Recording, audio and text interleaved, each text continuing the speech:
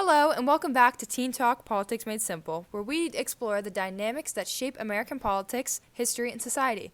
I'm your host, Mallory Hinck, and today we're taking a deep dive into political parties and ideologies in America. We're going to look at where they originally came from, what values they actually stand for, and crucially, what they've been doing and accomplishing over the past 70 years. From the New Deal to the rise of modern conservatism and the challenges of the 21st century, there's a lot to cover. This is a big topic, so let's break it down. We'll focus on three main areas: the origin of political parties or ideologies, the core values of each party or ideology, and how they've evolved, and what they've been up to in the past 7 decades. Let's jump in. Political parties in America weren't always a given. In fact, when the United States was founded, the framers of the Constitution were highly skeptical of political parties. George Washington, for example, warned against them in his famous farewell address, believing they would divide the nation and create factionalism. But despite Washington's warnings, political factions quickly emerged. The Democratic Party has traditionally been seen as the party of progressivism, favoring government intervention in the economy and social policies designed to reduce inequality. Over the past century, particularly under Franklin D. Roosevelt and later Lyndon B. Johnson, the Democrats have expanded the role of federal government in a number of areas, most notably in the New Deal programs of the 1930s and the Great Society initiatives in the 1960s. Today, the Democratic Party tends to support progressive taxation with higher taxes on the wealthy, labor rights, a mixed economy with both a private and public sector involvement, and government-funded social programs, including healthcare and education. Democrats are also strong proponents of civil rights, climate action, and social justice movements. It all began in the 1790s with two key figures, Alexander Hamilton and Thomas Jefferson. Hamilton, the first Secretary of the Treasury, believed in a strong centralized government, a national bank, and a commercial economy. Jefferson, on the other hand, believed in the strength of agrarianism, a limited federal government, and stronger states' rights. Their contrasting visions gave rise to the first two political factions, the Federalists, led by Hamilton, and the Democratic Republicans, led by Jefferson. The Federalists, with their vision of a strong national government and ties to Britain, eventually faded into history, but the Democratic Republicans would evolve into what we know today as the Democratic Party. This early party primarily represented farmers, Southern interests, and the agrarian economy, and they were initially opposed to a powerful federal government. Fast forward to the 1820s, the Democratic Republicans splintered. The more populist and pro-expansion factions became the Democratic Party, and the more elite pro-business factions coalesced into the Whig Party. But it wasn't until the Republican Party emerged in the 1850s, largely in response to the issue of slavery, that we saw a major shift in the American political system. The Republican Party was founded by anti-slavery activists and quickly gained traction in the North, with Abraham Lincoln as its first successful presidential candidate. This new Republican Party initially focused on preserving the Union and abolishing slavery, but over time it evolved to support free market capitalism, a strong military, and during the 20th century, conservative social values. In essence, American political parties were born from deep ideological divisions, and their evolution has been marked by a changing social, economic, and cultural landscape of the nation.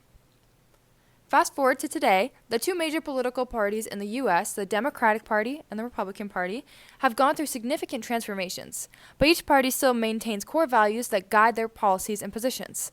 Let's take a closer look at these values.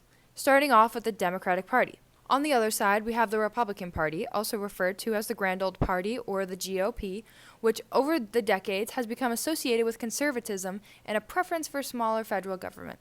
The Republican Party believes in lower taxes, deregulation, and a free market economy.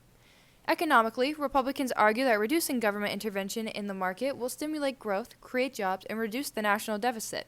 Socially, the Republican Party tends to favor traditional values, emphasizing the importance of religion, family, and personal responsibility. On issues like abortion, same-sex marriage, and gun rights, Republicans are generally more conservative. In foreign policy, Republicans traditionally support a strong military and favor a more nationalistic, sometimes unilateral approach to global issues, prioritizing American interests over international cooperation. While both parties have evolved, these broad values still shape much of their political platforms today. Now that we have a sense of the origins and core values of both major parties, let's zoom out and look at what these parties have been up to for the last 70 years. This period has seen major shifts, realignments, and landmark policy changes that have fundamentally shaped the modern political landscape. Let's start with the Democratic Party. In the 1950s and 60s, the Democratic Party underwent a major transformation, particularly with the support for civil rights. There was a significant departure from the party's Southern roots. Under President Lyndon B. Johnson, the Democrats passed monumental civil rights legislation, including the Civil Rights Act of 1964 and the Voting Rights Act of 1965, which helped dismantle institutional racism in America. These moves, however, cost the party support in the South, where segregationist Democrats were replaced by Republicans in a process known as the Southern Strategy. Throughout the 1970s and 80s, Democrats faced challenges from rising conservatism, particularly during the presidency of Ronald Reagan. But the Clinton years and the 1990s marked a period of economic prosperity and political compromise. Bill Clinton, the first Democrat elected president after Jimmy Carter, embraced a moderate approach, balancing fiscal conservatism with social liberalism. Under Clinton, the economy boomed, and the federal budget was balanced.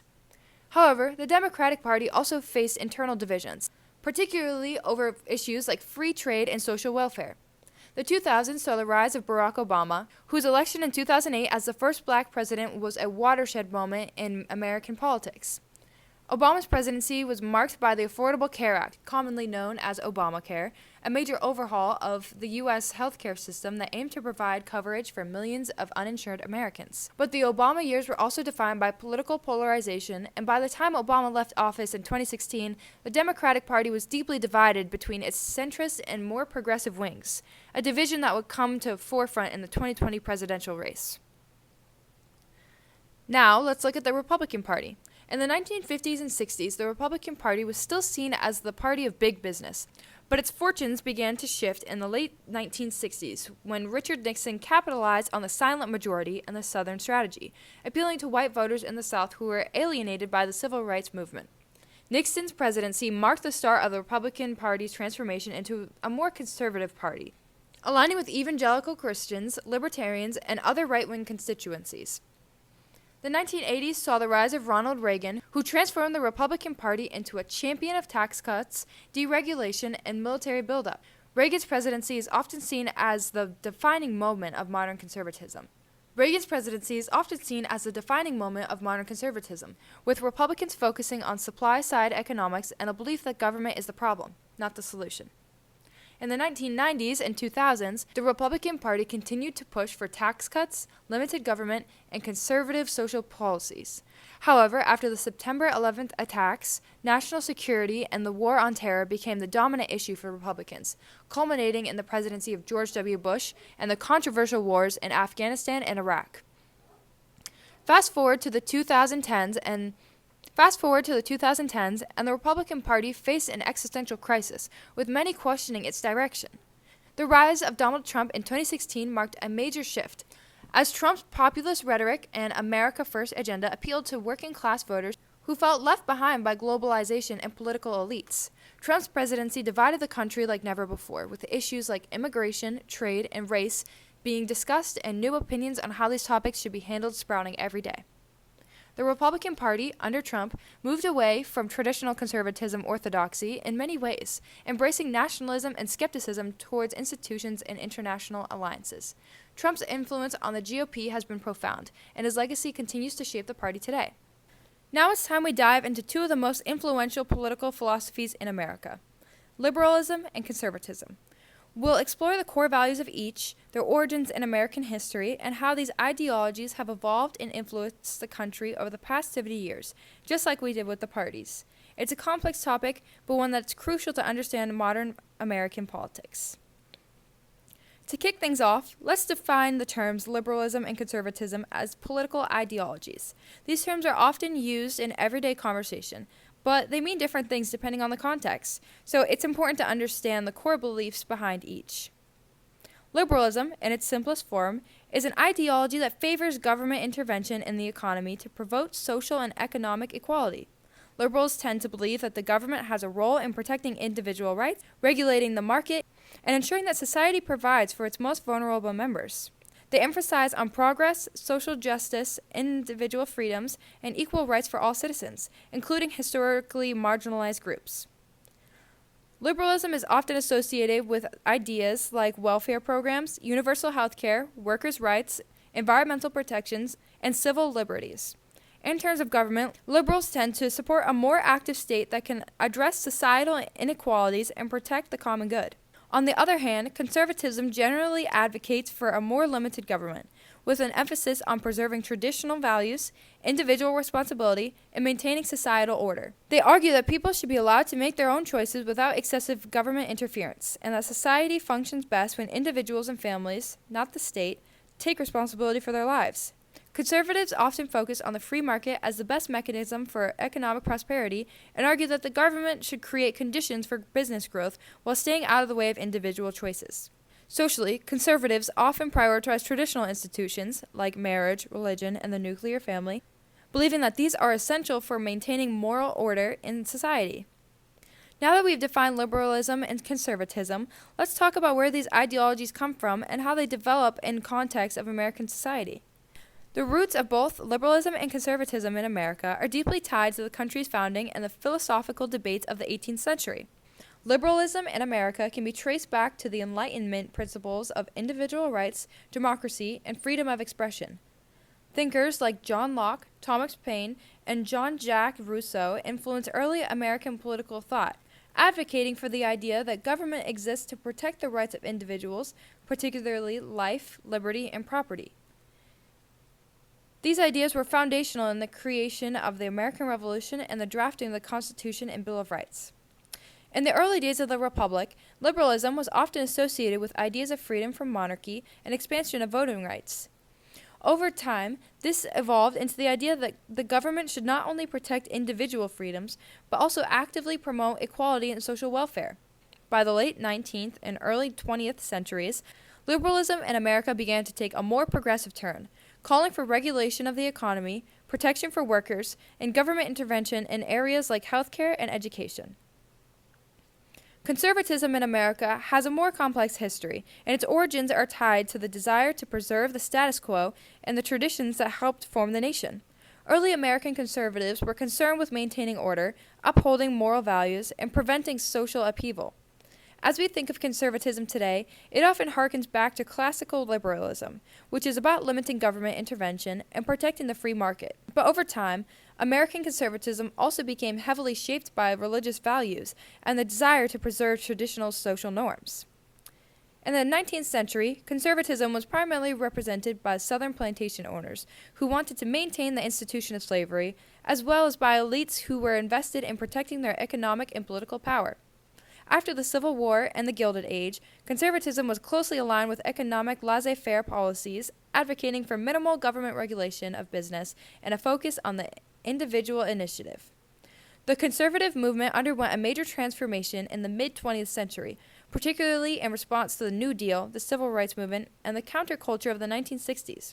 Conservative leaders like Barry Goldwater and later Ronald Reagan helped reshape conservatism into the movement we recognize today. A more robust defense of free markets, smaller government, strong national defense, and a return to traditional cultural values.